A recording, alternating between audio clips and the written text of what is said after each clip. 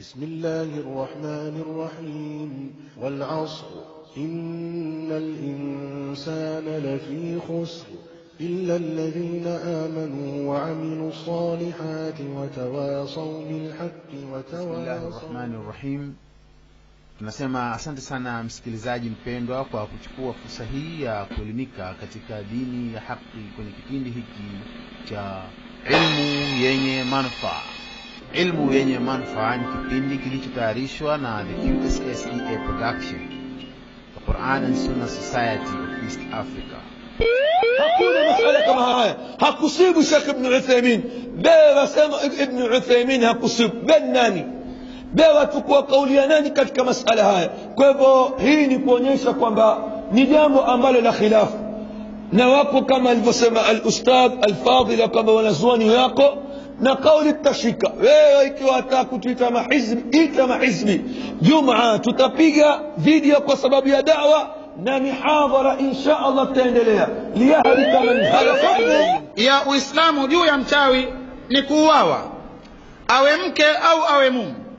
Ila tunataja ya kwamba si sheria ya Kiislamu na wala si ruhusa kwa Muislamu yeyote yule, mimi au wewe, kwamba umemjua mtu fulani kwamba ni mchawi kwa njia moja au nyingine, alafu ukachukua hukumu wewe kwamba hukumu yake ni kuuawa, ukanawapanga ukienda kumkatakata.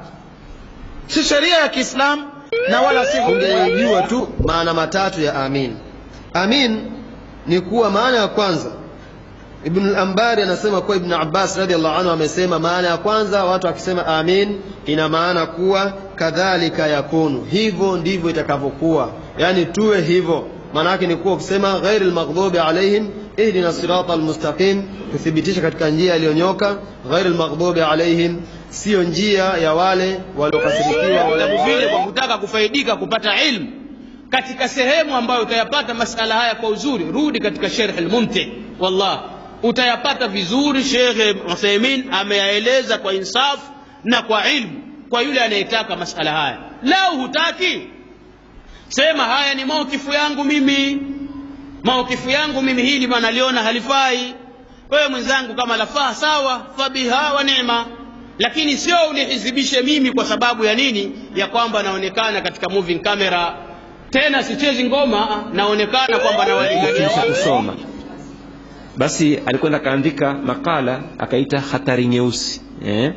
Hatari nyeusi, yani kuna hatari ambayo ni nyeusi imetukabili mbele, ya kuwa tutakuja wakati ambao wale ambao leo tawaona kuwa ni wafagiaji na wao ni wenye kusukuma misingi maji ndio watakao kuja kushika kazi kubwa kubwa, na sisi ndio ambao tutashika kazi za kufagia na kusukuma misingi. Na leo ila rajul Umar akamwangalia yule mzee akamwambia, ajiita ilayya tashku uquqa ibnika wa kad aqaqtahu qabla an yu'iqqaka. Sikiza hiyo lugha namna ilivyo. Ambia wewe umekuja kunishtakia uquqa ibnika, mtoto wako akukosea. Uquqa iko qa lakini sahali uquqa ibnika, na wewe kad aqaqtahu. Kuna tofauti uquqa na kitu kingine ni katika mikebe ya vyakula. Ushawahi kwenda mara nyingine unaona mkebe imebonyeka hivi katika vyakula. Imeonekana mikebe ikibonyeka inaleta athari kwenye, kuna ugonjwa fulani inaitwa Clostridium. Na hii Clostridium ni katika magonjwa hatari sana na hupatikana sana, mojawapo ya njia inayoletwa na haya vyakula vya mikebe ambavyo vimebonyeka tayari. Kwa hivyo chakula cha mkebe kimebonyeka. Assalamu alaykum wa rahmatullahi wa barakatuh. Innal hamdalillah nahmaduhu wa nasta'inuhu wa nastaghfiruh wa na'udhu billahi min shururi anfusina wa sayyiati a'malina. Man yahdihillahu fala mudilla lahu wa man yudlil fala hadiya lahu. واشهد ان لا اله الا الله وحده لا شريك له واشهد ان محمدا عبده ورسوله ارسله الله بالهدى ودين الحق ليظهره على الدين كله ولو كره المشركون. يا أيها الذين آمنوا اتقوا الله حق تقاته ولا تموتن إلا وأنتم مسلمون يا أيها الناس اتقوا ربكم الذي خلقكم من نفس واحدة وخلق منها زوجها وبث منهما رجالا كثيرا ونساء واتقوا الله الذي تساءلون به والأرحام إن الله كان عليكم رقيبا يا أيها الذين آمنوا اتقوا الله وقولوا قولا سديدا يصلح لكم أعمالكم ويغفر لكم ذنوبكم ومن يطع الله ورسوله فقد فاز فوزا عظيما. إخوة الأفاضل, tumshukuru Mwenyezi Mungu Subhanahu wa Ta'ala kwa neema hii ambayo ni neema kubwa kabisa, ambayo Muislamu atakiwa kwa hakika aitambue, na baada ya kuitambua aitumie kazi, na vile vile wanaomhusu pia asiwanyime fursa ya kushiriki katika neema kama hii. Leo ikiwa ni tarehe 19 Jumada al-Ula 1434 sawa na tarehe 31 Machi mwaka wa 2013, tuwajua sisi leo tuko katika masiku ambayo ni masiku ya kusherekewa na wasiokuwa sisi, aayadul kufar. Watu wanasherekea kusherekea ambako Mwenyezi Mungu Subhanahu wa Ta'ala anachukia. Kwa hivyo haya maelezi yatapatikana namna gani? Tusiende mbali, insha Allah. Muhadhara wetu leo tarbiyatul aulad fi dhaw'il kitabi wa sunna, kulea watoto wetu wa Kiislamu kupitia katika mafundisho ya Qur'an na mafundisho ya Mtume Muhammad sallallahu alayhi wasallam. Vipi mtoto atakuwa ni mwenye kulelewa? Vipi utamlea mwanao kesho awe ni mtoto ambaye atakuwa ni waladin salih yad'u lak, ni mtoto mzuri mwenye kukuombea dua? Ndugu zangu, suala la malezi, tukitaka tufaulu lazima tulee watoto kwa Qur'ani na Sunna. Kuna watu wengi wanazungumzia malezi. Kuna at-tarbiya inda al-yahud, mayahudi wanalea. At-tarbiya inda an-nasara, manasara pia wanalea. At-tarbiya inda sufia, masufi pia wanalea kwa tarbia yao. At-tarbiya inda rafidha, watu ambao wanawatukana masahaba pia wana malezi yao. At-tarbiya inda al-hizbiyin, watu wenye makundi tofauti tofauti ambazo ni ahzab na alfiraka ambazo ziko nje ya mafundisho ya Mtume sallallahu alaihi wasallam, na ufahamu wa watu wema wana vile vile yani namna ya kulea watoto wao. Lakini ahlu sunna, alfirkatu najia, at-taifatu mansura, wana namna ya kulea watoto wao. Kwa hivyo ni maudhui ambayo ni magumu, na yalikuwa yazungumzwa na wengine ambao si mimi, lakini imetokea ni bahati. Inshallah nitajaribu kiasi ambacho Mwenyezi Mungu Subhanahu wa Ta'ala ataniafikia. Watoto ni neema. Mwenyezi Mungu Subhanahu wa Ta'ala ametupa neema kama hii. Ukisoma katika Qur'an suratu Shura aya 2, aya ya 49 na aya ya 50, Mwenyezi Mungu Subhanahu wa Ta'ala asema maneno yafuatayo: lillahi mulku samawati wal ardh yakhluqu ma yasha yahabu liman yasha'u inatha wa yahabu liman yasha'u dhukur au yuzawwijuhum dhukuran wa inatha wa yaj'alu man yasha'u aqima innahu alimun qadir. Hiyo ni Qur'ani yatuambia. Mwenyezi Mungu Subhanahu wa Ta'ala katika hizi aya mbili asema lillahi mulku samawati wal ardh. Ikatangulizwa habari kabla ya kuelezewa unachotaka kuelezewa. Lillahi khabarul mubtada'i muqaddam, kwa wale vijana wangu wenye kusoma thanawia hapa, Ibn Abbas, ni vya Mwenyezi Mungu Subhanahu wa Ta'ala, ni wa Mwenyezi Mungu Subhanahu wa Ta'ala. Kitu gani? Mulku samawati wal ardh, ufalme wa bingu na ufalme wa ardhi ni wa Mwenyezi Mungu Subhanahu wa Ta'ala. Leo mtu anasema mimi ni mfalme, mimi ndiyo kiongozi, lazima mimi ajue la lillahi mulku samawati wal ardh. Kisha Mwenyezi Mungu akasema yakhluqu ma yasha, Mwenyezi Mungu anaumba anavyotaka yeye. Yahabu liman yashau inatha, kuna wengine Mwenyezi Mungu amewapa watoto wa kike watupu, watoto wa kike. Kila mama anapopatwa mashallah na mimba akizaza watoto gani? Wa kike.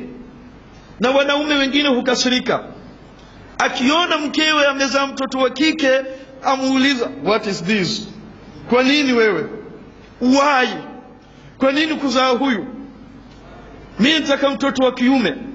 Kwa hivyo Mwenyezi Mungu asema yahabu liman yasha, sikupenda kwa yule mwanamke, ni mapenzi ya Mwenyezi Mungu Subhanahu wa Ta'ala kumpatia inatha, watoto wa kike peke yake. Wa yahabu liman yasha'u dhukur, na Mwenyezi Mungu anampa mtakaye watoto wa kiume peke yake.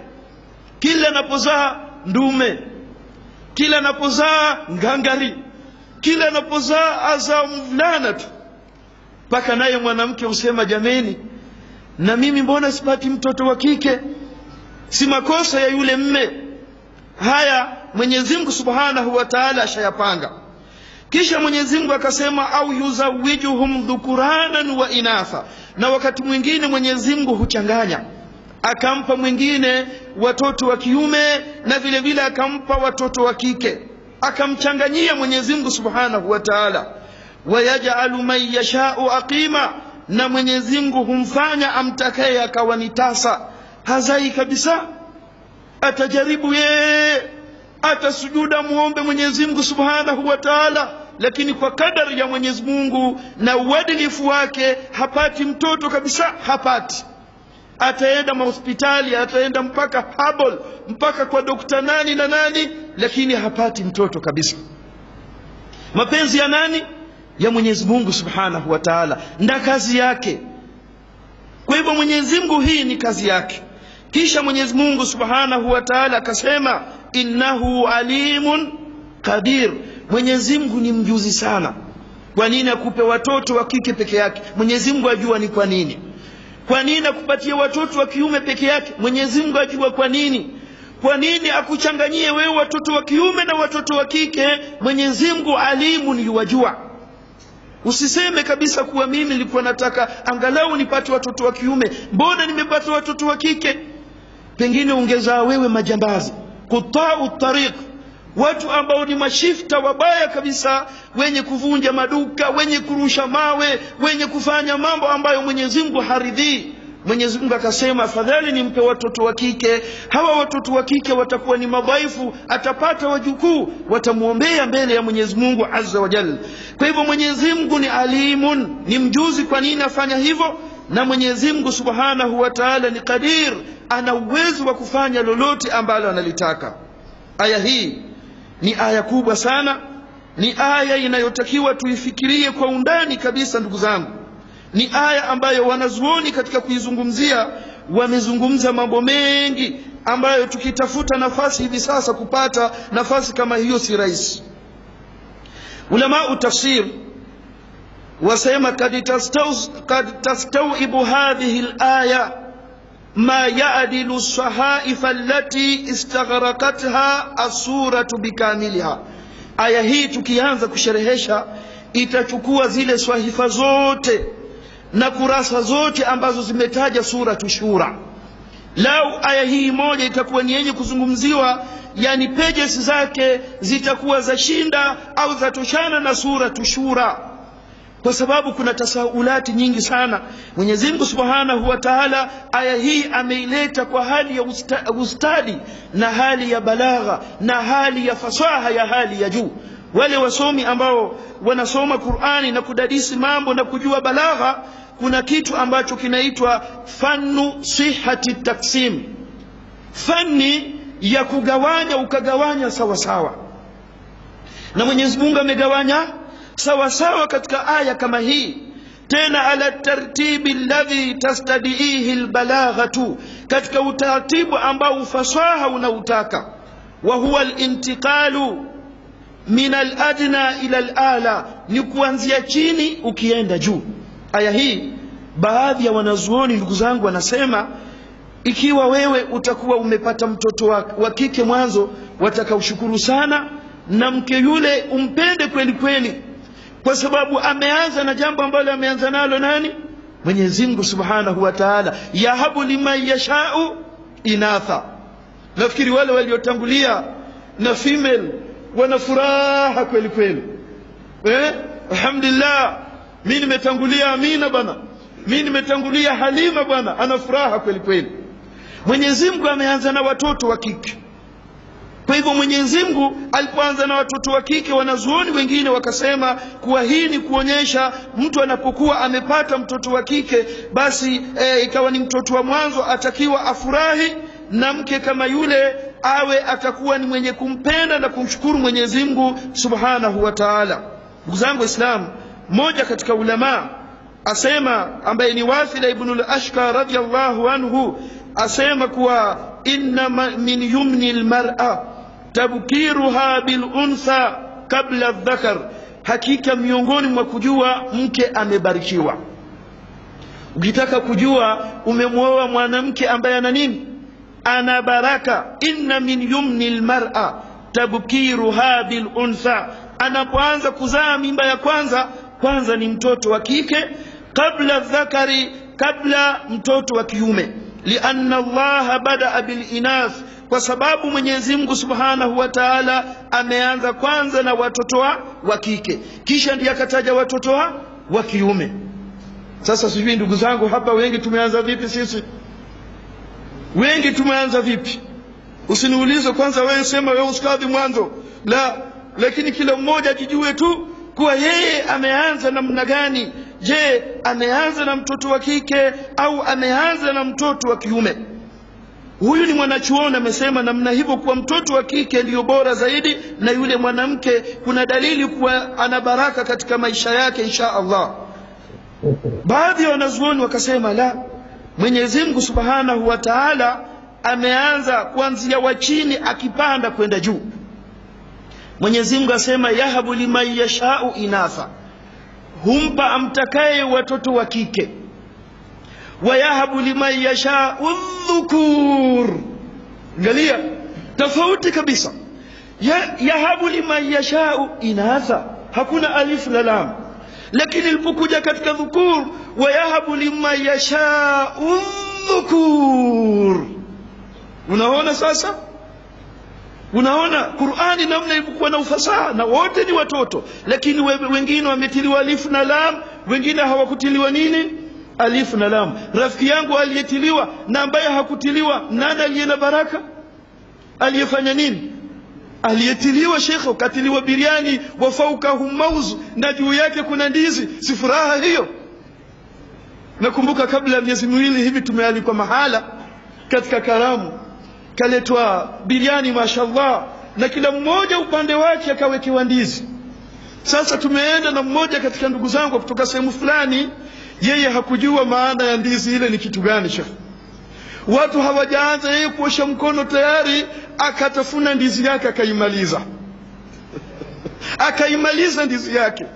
Alafu sisi tulipoanza kula, hasa kila mmoja humenya kidogo ile ndizi, alafu akachukua na wale. Huyo jamaa baadaye akanifuata, ustadh, nishajua ni nini maana ile ndizi. Wallahi mimi mwanzo ulikuwa sijui bana, nilikuwa naona hii ni appetite tu, eti ndizi ni appetite. Unaona? Nikamwambia basi ukienda mahala jambo ambalo hujui, kwanza subiri, angalia wale wenye kujua watafanya kitu gani. Usikimbilie. Usifanye wewe utakuja kuaibika siku moja, na kwenda maibika au hakuaibika? Wameaibika kabisa. Aibu si madhambi, lakini kuonyesha kuwa hajui. Kwa hivyo Mwenyezi Mungu Subhanahu wa Ta'ala ameanza na wanawake ambao ni bora, akaenda kwa wanaume peke yao ambao ni bora kuliko wanawake, akaenda kuchanganyiwa wewe wanaume na wanawake watoto ambao ni bora zaidi. ni bora zaidi. Fabada Allah subhanahu wa ta'ala bil ahsan thumma al ahsan minhu thumma al ahsan minhuma. Mwenyezi Mungu akaanza kwa bora watoto wa kike, alafu walio bora zaidi watoto wa kiume, alafu walio bora zaidi ukapewa wote, ukapewa watoto wa kiume na ukapewa na watoto wa kike. Wanazuoni wasema hii aya ni khitabun yadullu ala minati llahi ala al-anbiya. Mwenyezi Mungu azungumzia neema yake kwa manabii wake.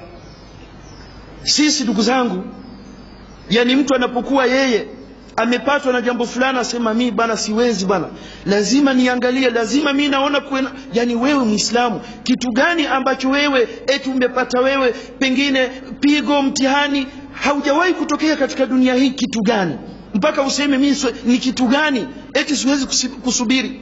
Angalia, Mwenyezi Mungu Subhanahu wa Ta'ala amepatia Mtume Lut, akampatia watoto wa kike peke yake. Tena wangapi? Ibnatani, watoto wa kike peke yake wawili Mtume Lut. Na ni mtume mtukufu kweli kweli, ni mtume ambaye Mwenyezi Mungu Subhanahu wa Ta'ala amemtangaza katika watu wema, lakini akampa watoto wawili wa kike peke yake. Akampa Mtume Ibrahim watoto wa kiume. Watoto wa kiume ngapi? 18 ibnan, watoto wa kiume 18. Watoto wa kiume 18. Angalia katika tafsiri ya al-Imam al-Qurtubi utaona wadhaha ghayat at-tawdih, akampatia watoto 18 Mtume Ibrahim alayhi salam. Mwenyezi Mungu akajalia Mtume Muhammad sallallahu alayhi wasallam akamchanganyia, akampa baadhi ya watoto wa kiume na akampa na baadhi ya watoto wa kike. Watoto wa kiume Mtume sallallahu alayhi wasallam ni wangapi? Watatu. Na watoto wa kiume ni wa kike ni wangapi? Ni 4. Akamchanganyia Mwenyezi Mungu, kumchanganyia Mtume Muhammad sallallahu alaihi wasallam kama vile alivyomchanganyia Adam alayhi salam. Mwenyezi Mungu amemchanganyia watoto. Bihawa radhiyallahu anha alikuwa yeye akipata mimba huzaa pacha. Unaona, huzaa pacha, lakini kwa miezi 9.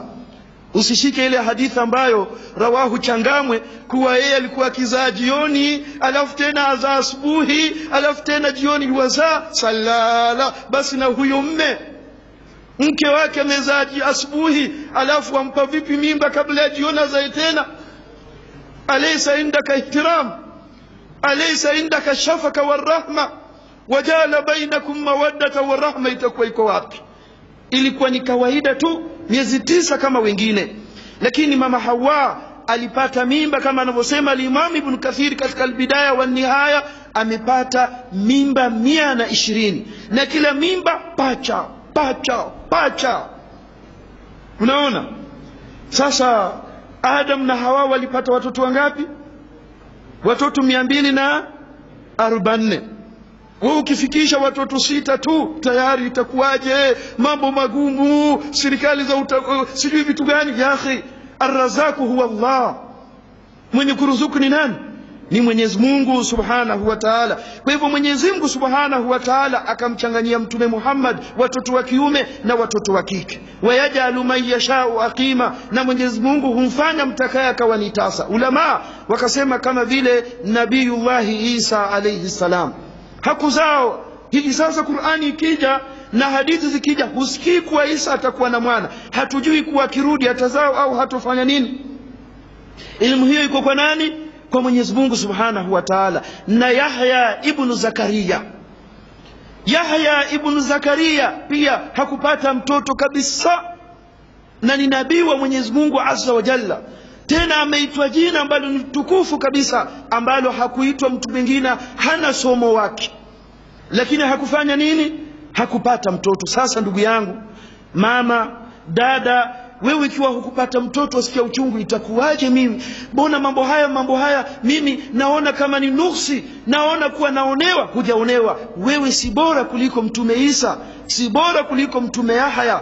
Mama Aisha mke wa Mtume sallallahu alaihi wasallam, ambaye Qur'ani ikishuka na Mtume yuko pamoja naye, ameketi naye, amemwegemea na akafa katika miguu yake, hakupata mtoto hata mmoja. Katika al-Adabul Mufrad kitabu cha al-Imam al-Bukhari rahmatullahi alayhi, asema mama Aisha alipokuwa idha wulida mauludun min ahliha kanat la tasalu adhakarun au untha wa inna ma taqul hal kharaja saliman فإذا قالوا نام فتقول الحمد لله الذي أخرجه سليما.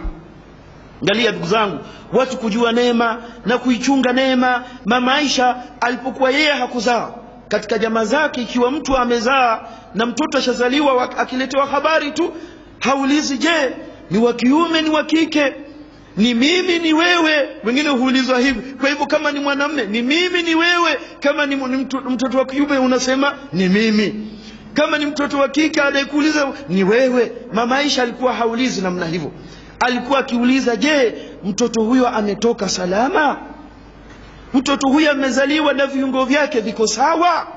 Angalia watu waliolelewa katika madrasa ya Mtume sallallahu alaihi wasallam, mtoto huyo ametoka namna gani? Wakisema amezaliwa salama, viungo vyake viko sawa sawa, asema alhamdulillahi alladhi akhrajahu salima, nashukuru Mwenyezi Mungu ambaye amemtoa katika tumbo la mamake hali ya kuwa yeye ana salama kweli kweli na viungo vyake vimekuwa ni viungo vilivyokamilika.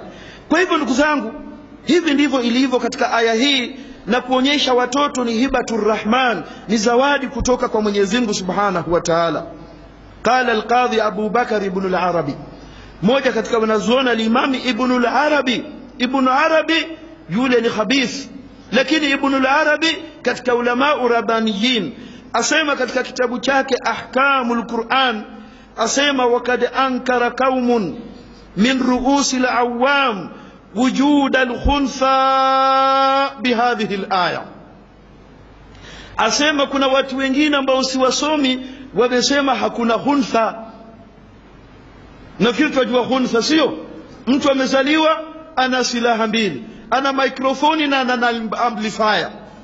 Huyo anaitwa nani huyo? Anaitwa khuntha. Sasa wengine katika kusoma aya hii wakasema basi watu watudanganya vitabu vya fiki, khuntha ni hivi, khuntha ni hivi. Hakuna bwana. Mwenyezi Mungu asema yahabu liman yasha'u inatha wa yahabu liman yasha'u dhukur au yuzawijuhu dhukranan wa inatha wa yaj'alu man yasha'u aqima. Hatujasikia wa yaj'alu man yasha'u khuntha. Kwa hivyo hakuna khuntha kabisa. Na wanasema tuna dalili. Dalili ipi? Hii aya. Al-Imam Ibn al-Arabi asema watu hawa wamekosea sana, kwa sababu Mwenyezi Mungu aliposema lillahi mulku samawati wal ardh yakhluqu ma yasha, yakhluqu ma yasha, hii ni umum. Mwenyezi Mungu anaumba anavyotaka. Si lazima Mwenyezi Mungu akutajie kila kitu kadhaa kadhaa kadhaa ndio kiwe kipo. Kuna vingine havikutajwa lakini vipo. Huwezi kusema mimi sili mabuyu mpaka Mwenyezi Mungu aseme ya ayyuhalladhina amanu kulu mabuyu. Hutopata wewe kabisa. Hakuna aya, hakuna hadithi, lakini mabuyu yapo au hakuna? Mabuyu yapo. Na kuna wanaume wengine bahati mbaya hula mabuyu. Ona mwanamume akija, shekhe untia lipstick namna gani? Bwana nisamehe bwana, ni mabuyu alhamdulillah rabbil alamin. Sasa wewe mabuyu na sunflower shekhe, ni mtu wa aina gani yani? Si haramu lakini si murua. Sio nini? Si murua mwanamume na ndevu zake na kifua chake kula mabuyu na kutafuna sunflower, si haramu lakini sio nini? Na wewe mwenyewe utajua huli mbele za watu ngo, watafuta pembeni ndio wala mabuyu wewe. Sasa Mwenyezi Mungu hakutaja khuntha katika hii aya, lakini khuntha wapo au hakuna? Wapo, na wametajwa katika aya. Mwenyezi Mungu Subhanahu wa Ta'ala aliposema yakhluqu ma yasha, Mwenyezi Mungu Subhanahu wa Ta'ala anaumba anavyotaka anaingia ndani yake khuntha. Watoto wametajwa katika ngazi 4 kama vile wazazi walivyotajwa katika ngazi ngapi? 4. Angalia Qur'an na angalia utendaji kazi wa Mwenyezi Mungu Subhanahu wa Ta'ala. Yahabu liman yasha'u inatha, ngazi ya kwanza. Wa yahabu liman yasha'u dhukur, ngazi ya pili. Au yuzawijuhu dhukuranan wa inatha, ngazi ya 3. Wa yaj'alu man yasha'u aqima, ngazi ya ngapi hiyo? Ya 4. Hao ni watoto wenye kuzaliwa. Je, na wale wazazi wenye kuzaa wametajwa ngazi ngapi? Vile vile wametajwa ngazi 4. Adam alayhi salam khulika min turabin la min dhakarin wala untha. Adam ameumba kutokamana na mchanga, anaye baba hana baba, anaye mama hana mama. Ngazi ya kwanza. Hawa, na hii tuliwashada jamaa, Hawa kuonyesha ni mwanamke mtukufu mashallah, mwenye mfanya kazi. Mtu kuzaa watoto 240 ni mchezo. Wameita hivi Hawa, Hawa, Hawa. Sema Hawa, sababu alikuwa sawa sawa. Wewe mkiwa kizaa watoto 2 khalas, wa sallallahu ala nabiyina Muhammad, kushakucha. Haendelei tena, hawezi bwana, dhaifu bwana. Yeye watoto 200 na ngapi? 40. Hawa, na yeye ameumba min dhakarin bila untha, ameumba kutokamana na mwanamme, ubavu wa Adam bila ya mwanamke. Ngazi ya pili. Isa ibn Maryam, na yeye ameumba min untha bila dhakar, ameumba kutokamana na mwanamke lakini hakuna mwanamme. Ngazi ya ngapi hiyo? Ya tatu. Wasairul nas, na wengi waliobakia ambao si katika hawa, min dhakarin wa untha. Ya ayuhan nasu inna khalaqnakum min dhakarin wa untha, tumeumba kutokamana na wanaume na tukaumba vile vile kutokamana na wanawake. Angalia utendakazi wa Mwenyezi Mungu, na angalia Qur'ani inavyotakiwa kushughulikiwa, na siri zilizoko ndani ya Qur'ani ni siri kubwa kabisa. Sisi tusoma mara moja tu basi tuwaona. Ndugu zangu, Qur'ani ina mambo mengi sana na ina mazingatio makubwa. Watoto ngazi 4 na wazazi wao ngazi 4. Haya yote ni katika utendakazi wa Mwenyezi Mungu Subhanahu wa Ta'ala. Baada ya kutaja hili ndugu zangu, na kuona kuwa watoto ni neema kutoka kwa Mwenyezi Mungu Subhanahu wa Ta'ala, wawe ni wenye kushughulikiwa na wapate malezi ya sunna, malezi aliyofundisha Mtume Muhammad sallallahu alaihi wasallam, la sivyo tutakuwa ni wenye kuulizwa siku ya kiyama. Mmoja katika hukama asema, wanashu indaka fi yadayka amanatun wa anil amanati fil qiyamati tusalu, wanashu indaka, na watoto uliopewa ambao wanakuwa chini ya usimamizi wako, fi yadayka amanatun, ni amana katika mikono yako, wa anil amanati fil qiyamati tusalu, na amana hii siku ya kiyama utafanya nini? Utaulizwa. Wewe usiseme tu mwanangu hasikii, mwanangu hadisikii, mwanangu wavuta unga, lakini ujue kwa nini anavuta unga. Utaulizwa na Mwenyezi Mungu mpaka ubainishe limadha yatadakhan wa limadha yatadakkaku, kwa nini anavuta dakika.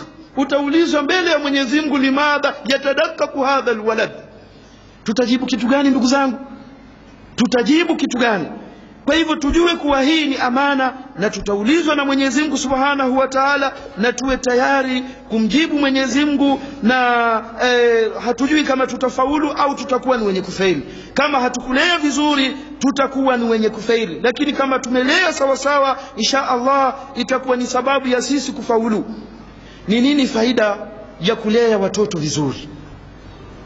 Leo kila ambaye ana mtoto wake takriban miaka 7 kwenda mbele, awe ni wa kiume awe ni wa kike, ukitaka kujua kufaulu usiangalie mbali, usisubiri kiyama. Leo umekuja na mwanao hapa,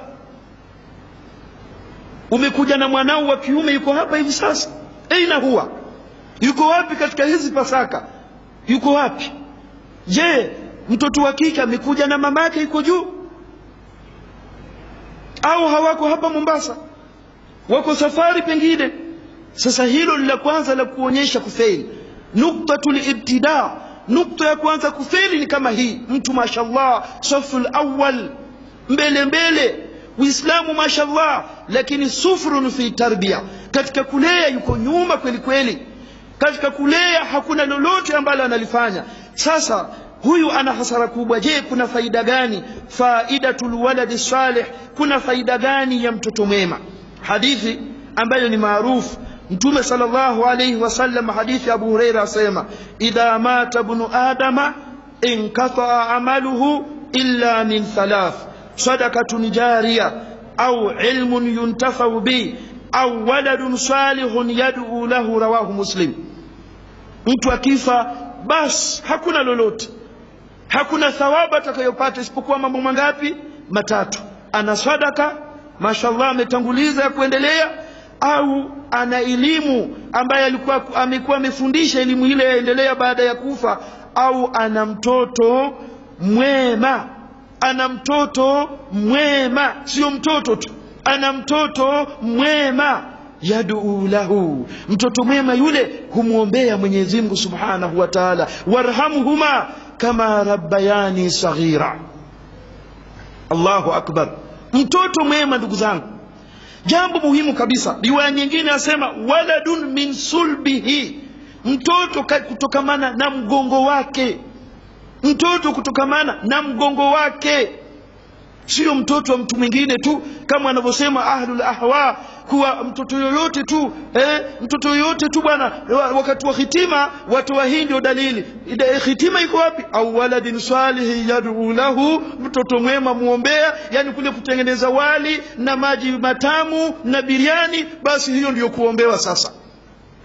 Lakini Mtume asema waladin salih, wale wenye kutengeneza wali wakaita watu hitima, wote huwa ni watoto wema au wengine si wema? Mwingine mlevi, mwingine teja, lakini Sheikh amwambia la, wewe niita hitima ataka nimuombee mzazi wako. La, Mtume apinga mpaka uwe mwema. Maana yake Mtume asema waladin salih, anta lasta bisalih, wewe si mwema wewe. Lakini inshallah tutakuja ila hadrat nabiyina Muhammad Mustafa al-Fatiha. Na hiyo je, tumesikia katika tafsiri leo kuna mahala ulama wanasema ila hadhar Fatiha, Sayyid sallallahu alaihi wasallam ajipaka mafuta nazi, ashamaliza eti ameomba dua. Dua gani hiyo? Au waladin salihin yad'u lahu, mtoto mwema mwenye kumwombea. Hadithi nyingine ambayo ni hadithi sahihi ipokea Imam Ahmad katika Musnad na Imam Ibn Majah na kaisahihisha mwanachuoni al-Imam al-Albani, asema Mtume sallallahu alaihi wasallam inna ar-rajula la turfa'u darajatuhu fil janna fayaqulu anna hadha fayuqalu biistighfari waladika lak. Angalia maneno ndugu zangu, asema hakika siku ya kiyama watu wengine watakuwa ni wenye kunyanyuliwa daraja zao. Yuko katika daraja shaingia peponi, lakini aenda katika sehemu nzuri kweli kweli, aenda katika pepo ya juu kweli kweli, mpaka mwenyewe ashangae. Kwa lugha za leo utabarikiwa mpaka ushangae, yani mpaka mwenyewe ashangae, kwani mimi nazidi kupata daraja? Matendo yale ndio yafanya katika dunia, nimefanya ibada gani? Mpaka ulize anna hadha, hizi daraja zasababishwa na kitu gani? Fayuqalu, ataambiwa biistighfari waladika laka, kwa sababu mtoto wako uliyemzaa alikuwa akikuombea dua.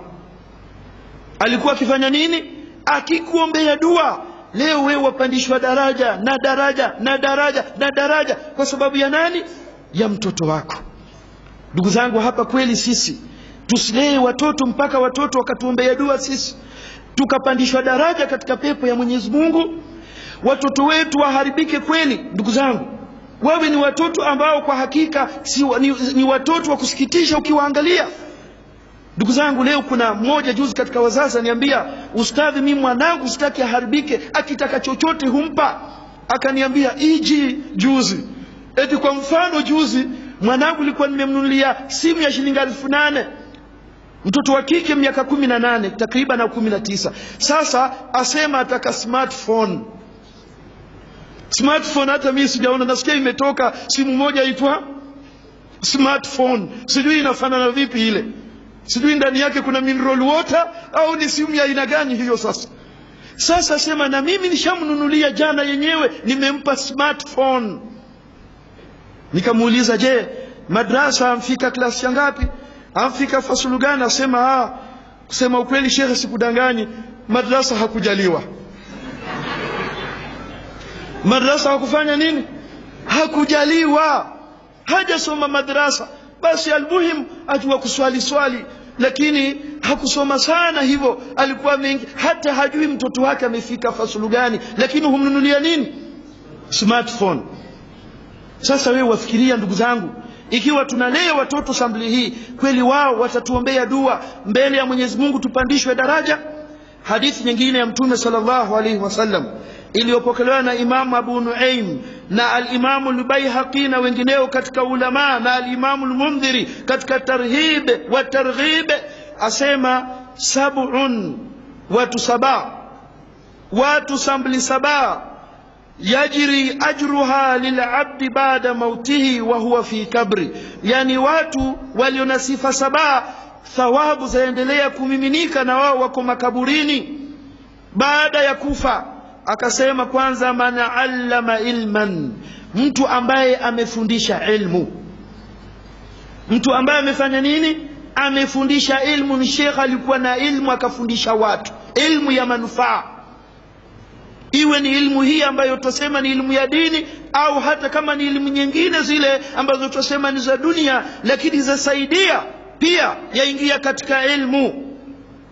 Au ajra naharan, au mtu kama huyu basi kuna mahala katika mtu ameweza kutengeneza vizuri, anafanya irrigation, maji yanatoka pale ikawa inanyunyiza mimea ya watu na watu waendelea vizuri na watu hupata makulima. Au hafara bi'ran, au mtu ambaye amechimba kisima watu hunywa maji. Au gharasa nakhlan, au mtu ambaye amekuwa ni mwenye kupanda mtende watu hula tende. Au bana masjidan, au mtu ambaye amejenga msikiti. Au waratha mushafa, au mtu aliyepeleka msahafu ikawa ni mirathi na wakfu wake ikawa misahafu kama ile inasomwa.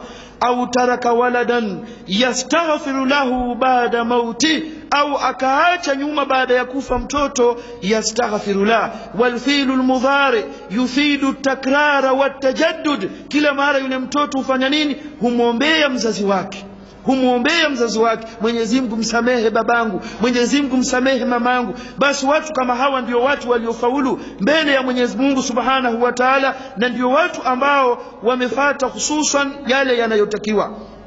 Ndugu zangu, ni mada ndefu sana lakini wakati haujakuwa ni wenye kutosha, lakini hebu sasa tuingie katika khutuwati al-amaliya litarbiyati al-abna. Al-khutuwatu al-amaliya litarbiyati al-abna, hatua zinazotakiwa mtu kuzichukua ili kulea alee vizuri. Wewe wataka mtoto wako awe mzuri, wataka mtoto wako awe ni mtoto wa dini, wataka mtoto wako inshallah fil mustakbal awe ni mtoto atakayetolewa mfano. Madha adatta lahu, huyu mtoto umemwandalia vipi? Umemwandalia ufanya nini na nini? Wafikiria yani moja kwa moja tu atakuwa mzuri? Haiwezekani.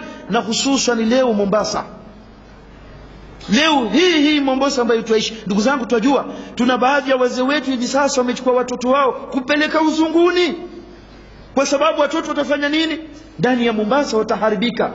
Urongo au kweli ndugu zangu? Afadhali nimpeleke uzunguni leo London, na leo watoto wamechukuliwa Mombasa baladul Islam wakapelekwa uzunguni kule. Walikuwa hapa wamekataa kusoma, leo wameenda London, wafanya nini? Wasoma.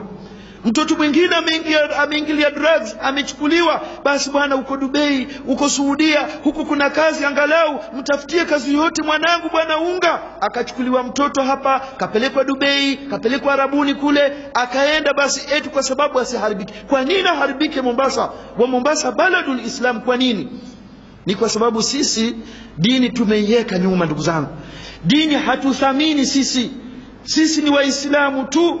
Moja katika mashekhe zetu Sheikh Ahmed Musallam alikuwa akisema, saa zingine huambia jamaa zangu, kuna Waislamu na kuna na Waislamu, kuna Waislamu na kuna na Waislamu. Waislamu tu, lakini Uislamu hatutaki kufuatilia sawa sawa. Maneno ya ahadu ulamaina. Sasa hatua ya kwanza kabisa ukitaka wewe ufaulu, nabda awalan biislahi nufus. Kwanza sisi wenyewe. Huwezi kusema kabisa nataka mwanangu awe ni mtoto wa sawa sawa. Wewe mwenyewe hakuna anayekuondosha katika miraa. Gati na wewe na gati. Miraa. Hivi sasa pita katika majumba yetu hapa, watu wameegemea viambaza kabisa. Viambaza kila mmoja akwambia weekend. Afanya nini? Achambua shekhe, mrundo namna hii, mirai watafuna. Sasa la ajabu, mimi insha Allah na nyinyi siku moja naenda Kongowea, hii soko iliyoko kwetu. kisha uangalie masukuma na makabeji na makaroti na mapeyas, huja saa ngapi sehemu za kongowea. Alafu uangalie miraa, huja saa ngapi. Kabla ya saa 10 makabeji na makaroti na masukuma na mchicha na mapeyas na mabenda tayari amfika wapi? Kongowea. Lakini wakati wa kufagiliwa saa 6 ile soko, basi wengine huanshindwa. Sasa cabbage za bakia, wale wasiokuwa na pesa huokota cabbage, wengine mapeyas, wengine makaroti bure zimbakia na watu wamenunua. Lakini miraa huingia kuchelewa. Mmoja niambia miraa mara nyingi huingia saa 3 au saa 4. Lakini shekhe, nenda siku moja Kongowea uone kuna miraa kijiti hiki kimoja kimeanguka chini, mtu aokota. Miraa imekuja kuchelewa, ishamalizika. Na makabeji na makaroti imeingia mapema, lakini imfanya nini? Imbakia. Sisi tuaenda wapi ndugu zangu? Tuaenda wapi sisi? Sasa kwanza sisi wenyewe kama wazazi, kina baba, akina mama, na bahati mbaya mama wengine hushindana na wanaume na washashinda wanaume katika kutafuna miraa. Atafuna miraa kweli kweli, tafuna miraa mpaka utashangaa kabisa. Kusema mimi nanyonyesha na miraa ni nyasi, na ng'ombe kila nyasi basi hutoka. Ampata wapi hayo? Kina mama wengine astaghfirullah alazim, tena mwanamke ukimwangalia washangaa, atafuna miraa. Sasa hapo haiwezekani kupatikana mtoto mwema. Kwanza mtu angalia picha chafu ndani ya nyumba yake, masidia angalia na nini, na mkewa angalia, akienda kazini basi kabisa ndio huria mutlaka. Mwanamke ana huria, aonyesha watoto. Angalieni haraka haraka baba yenu kisirani, baba yenu akiingia hapa hakuliki, baba yenu akiingia hakulali. Angalieni haraka haraka, alafu pelekeni mbele remote kidogo. Angalia sasa, wewe waleta nyumbani, waifu wangu sisi tumekubaliana tuangalie sisi tu ambao ni machua. Kumbe mke wako huonyesha mpaka watoto. Sasa ikiwa baba ni mbaya na mama hana dini, watoto hawawezi kuwa ni wazuri, kwa sababu Mwenyezi Mungu asema ya ayyuhalladhina amanu qu anfusakum wa ahlikum nara. Kwanza nyinyi nafsi zenu, kabla nafsi za nani? Za watoto wenu na wake zenu. Kwanza wewe mwenyewe uwe ni mfano mzuri, ndio utakuwa wewe ni mwenye kufaulu. Suala lingine ambalo katika malezi la tusaidia na laweza kufanya malezi yakawa ni malezi ya Kiislamu, ikhtiyarul zawja awil ni mtu kumchagua mke atakayemuoa, au kuchagua mama wa watoto wake. Achague mke ambaye ni wa dini, mke ambaye anamjua Mwenyezi Mungu, anamfahamu Mtume Muhammad sallallahu alaihi wasallam ni nani. Lakini leo haswa vijana wetu ambao wamesoma mpaka wamfika juu, kwa sababu amfika university ana degree, unaona asema siwezi kuoa msichana aliyesoma madrasa. Mshamba bwana. Hata mimi nikiwa niko wapi hajui kuchat, waifu vipi huyo? Unaona, atakana yeye alikuwa uni na apate bwanamke pia ni uni. Unaona, kwa hivyo ndani ya nyumba kuwe na uni. Basi huyo aona basi ameendelea, ni mtu anaishi kileo, ni mtu anaona mbali, ni mtu masha Allah. Lakini wewe ukaja wewe madrasa hii iliyoko hapa kwetu hapa Mombasa ya wanawake hii Mahadul Banat, ukaenda ukachagua mwanamke sawa, ukamuuliza usoma mpaka ufika wapi? Asema mimi ni 8 lever, primary lever, maliza primary tu. Asema basi I'm very sorry, utanisame, sitaki literate mimi. Unaona, wataka mtu ana degree na masters, na atakumasti wewe, atakuwa ni mistress wewe, utakuwa ni mfanyikazi wewe. Sasa watoto tutakuwa namna gani ndugu zangu ikiwa sisi tuko namna hii? Lazima kwanza mke awe ni mke wa kisawasawa, ni mke ambaye mke kama yule ni mke anayemjua Mwenyezi Mungu na Mtume Muhammad sallallahu alaihi wasallam. Jaa rajulun ila Umar ibn al-Khattab radiyallahu anhu. Siku moja alikuja mtu kwa Saidina Umar, yashku uquq ibni, asema kumwambia Saidina Umar, mwanangu hanisikii, mwanangu hunikaripia, mwanangu kadha wa kadha. Yani akashtaki mwanawe kwa Saidina Umar. Saidina Umar kabla hajauliza yeye annaba ala al-uquq, kile kijana akamwambia huna adabu wewe humheshimu mzee wako, wewe ubona huna respect. Yani akamsomea yule mtoto. Yule mtoto akasema, alaysa lilwaladi haqqun ala abi. Umar amirul mu'minin, mimi nakuuliza, je, mtoto hana haki kwa mzee wake? Umar akamwambia, bala, mtoto ana haki. Sasa yule kijana kauliza Umar, fama huwa, haki yake ni ipi? Umar akamwambia, ayantaqiya umma wa yuhsina isma wa yuallimahu alquran. Haki ya mtoto ni kwamba baba achague mama mzuri, baba achague mama mzuri mwenye kumzaa yule mtoto. Haki ya kwanza. Haki ya pili, ampe jina ambalo ni zuri lisilokuwa na maana mbaya. Haki ya tatu, yuallimahu alquran, amfundishe yule mtoto nini? Quran. Saidina Umar amwambia yule kijana, fakala al-ibn, yule kijana akamwambia, fa inna abi lam yaf'al min dhalika shay'a, babangu hakuna lolote katika hayo. Sasa wanikaribia kwa lipi?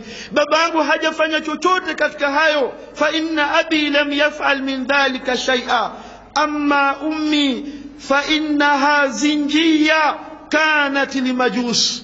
Babangu alikuwa ni mwanamke fala kweli kweli, mshamba, hana cha dini, na yeye mwenyewe alikuwa anaishi kwa majusi, watu wenye kuabudu moto. Sasa akija sasa atanifundisha jikoni na kuni na makaa atanifundisha kitu gani? Wakati samani Jual, na jina alilonipa aliniita Jual. Tunajua Jual, tunajua ile nini, choo cha mnyama, kaudang, ule mdudu yule mwenye kusukuma yule aitwa Jual. Mtu akaita mtoto wake kwa jina hilo, akamita mtoto kwa jina hilo, akamita Jual. Walam yuallimni min alkitabi harfan wahida, na wallahi katika Qur'ani hata herufi moja hajanifundisha babangu. Angalia, mtoto amshtaki baba yake mbele ya amirul mu'minin sayyidina Umar. Faltafata Umar ila ar-rajul, Umar akamwangalia yule mzee akamwambia, ajiita ilayya tashku uquqa ibnika wa qad aqaqtahu qabla an yu'iqqaka. Sikiza hiyo lugha namna ilivyo. Ambia, wewe umekuja kunishtakia uquqa ibnika, mtoto wako akukosea. Uquqa iko ka, lakini sahali uquqa ibnika, na wewe kad aqaqatahu. Kuna tofauti uquqa na aqaqatahu. Wewe ndio uliyemuudhi zaidi kabla ayaikaka, kabla yeye hajakuudhi, kabla yeye hajakufanyia maovu. Wewe kwanza ulikuwa ni mtu mbaya kabisa, ambaye hukuangalia yani yule mama ambaye atakuwa ni mama wa watoto wako. Kwa hivyo suala la kuchagua mke ni suala muhimu. Suala la pili. Suala la tatu, dhikru ismillah inda aljimaa, ni mtu kutaja jina la Mwenyezi Mungu wakati wa kitendo. Kile kitendo usiwe kama mnyama wewe, mtaje Mwenyezi Mungu Subhanahu wa Ta'ala. Kwa hadithi ya Mtume sallallahu alayhi wasallam, law anna ahadakum idha ata ahlahu qala, lau mmoja wenu atakuwa ataka kupambana na mkewe kwa tendo la nyumbani akasema bismillah, kisema bismillahir rahmanir rahim, bid'a. Ukiweka rahmanir rahim, hiyo ni bid'a. Hapa ni tasmiya, si basmala.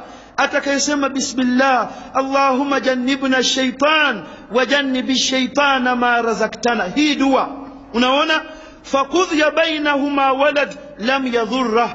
Ikiwa basi siku hiyo Mwenyezi Mungu atajalia yani yule mama apate mimba, hatadhuriwa kabisa na shaytan.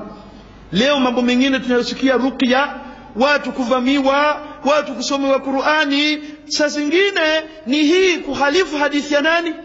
Ya Mtume Muhammad sallallahu. Sasa mmoja, kila mmoja aliyewa hapa, wazee wangu mtanisame, hasa hawa vijana wenzangu, je, wewe wasoma hii dua? Wasoma hii dua? Dua za kawaida na akili zako ziko timamu, hakuna chenye kushughulisha, usahau wewe. Umeingia msikitini akili zako hadhir, usahau. Je, ikiwa akili zako zaanza maruweruwe, hujui wewe kuna cha kusoma hapo? Sasa ukizaa mtoto mara pagawa mara jini, inna Allah sayubtilu, saa zingine haibatiliki, kwa sababu kwanza wewe umekuwa ni mwenye kubatilisha hadithi ya nani?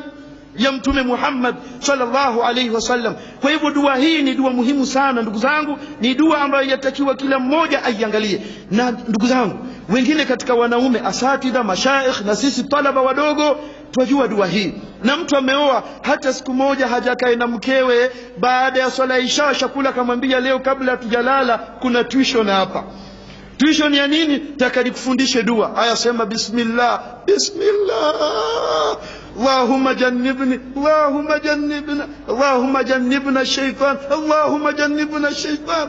Naona wajannibi shaytana ma razaqtana, wajannibi shaytana ma. Akijua akisoma vizuri shika 200 kesho nunua mabuyu, kazi yako hiyo. Je, sisi tufanya hivyo?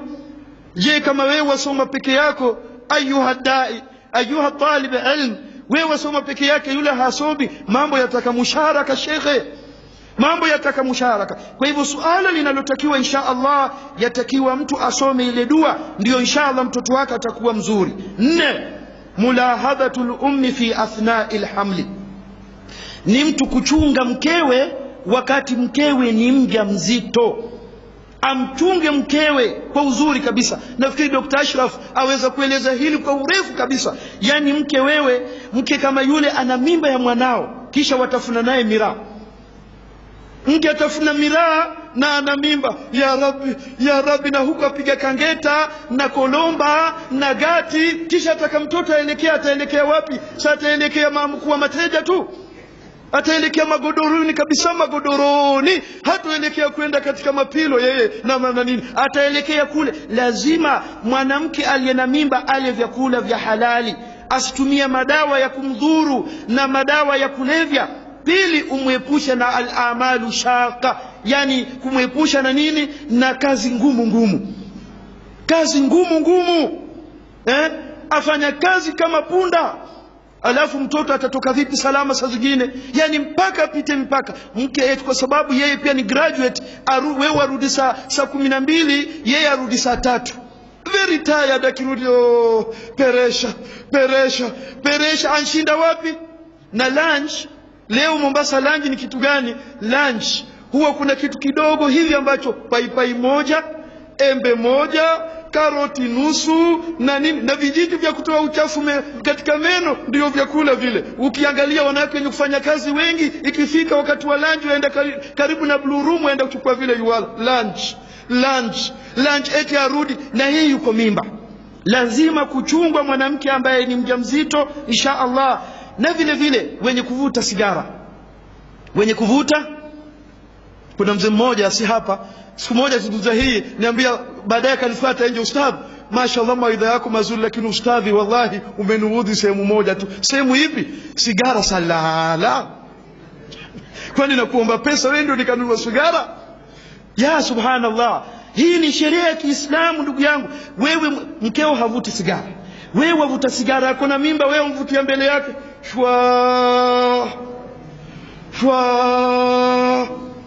shwa. Tunataka tu invest. Una invest kitu gani wewe?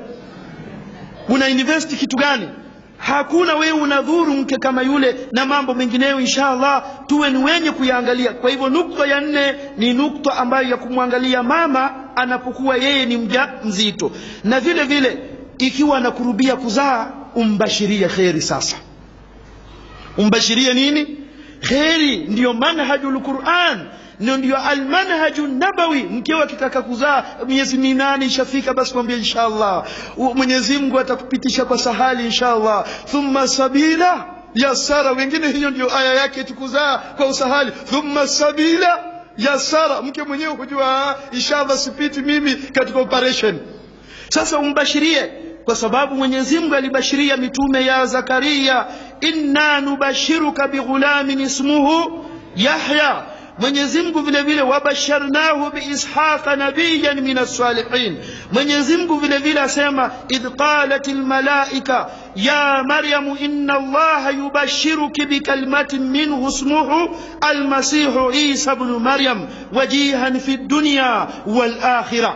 Si umtishe wewe. Kuna wengine ikiwa mwezi bado, kwa mfano kama tarehe 20 anaona mkewe sasa machungu yashamwanza, wewe afadhali subiri kidogo mwisho wa mwezi, at least nipate salary. Hivi sasa wewe anza hivi, itakuwaje? Wajua utaketi wewe ndani ya hospitali mpaka kufika mwisho wa mwezi, wewe kutakusija kule, yani wampangia kwa yeye ataketi. Kwa nini? Wewe mbashirie khairi na utarajie khairi kutoka kwa Mwenyezi Mungu Subhanahu wa Ta'ala. Akishazaa tu mkeo sasa, angalia tulikotoka, akishazaa ulete sujudu shukri, ushukuru. Hapa watu wengi alhamdulillah washapata watoto. Nani ambaye siku moja baada ya kujifungua mkewe akasujudu kumshukuru Mwenyezi Mungu? Au jamani, bidaa hiyo ni bidaa, si jambo la kheri hili. Mwingine amefaita anatafuta mtoto, shekhe anatafuta mtoto, basi ampewa siku hiyo hata kusujudu sujuda shukuru, hamshukuru Mwenyezi Mungu azza wa jalla. Amwangalia mwanawe, Amina, asema sikuamini kama mimi nitapata mtoto, nimekaa muda mrefu. Wonderful. Sasa hiyo ndio kushukuru huko? Wonderful ni kushukuru? Shekhe, lazima tushukuru neema Mwenyezi Mungu, na hii sijida si lazima, lakini ni kushukuru. Wa kana an-nabiy sallallahu alayhi wasallam idha jaahu ma yasurruhu kharra sajidan shakiran lillahi ta'ala, akhrajahu Abu Daud wa sahahahu al-Albani. Alikuwa Mtume sallallahu alayhi wasallam likija jambo ambalo la kumfurahisha, jambo ambalo ni zuri, yeye alikuwa akimsujudia Mwenyezi Mungu subhanahu wa ta'ala. Je, mtoto jambo zuri au jambo baya? Rafiki yangu, shasujudu wewe? Bado hujaoa? Inshallah siku hiyo usisahau kufanya nini? Sujudu wewe. Watu wakuona waporomoka hata kama ni hospitali kule kwa faa.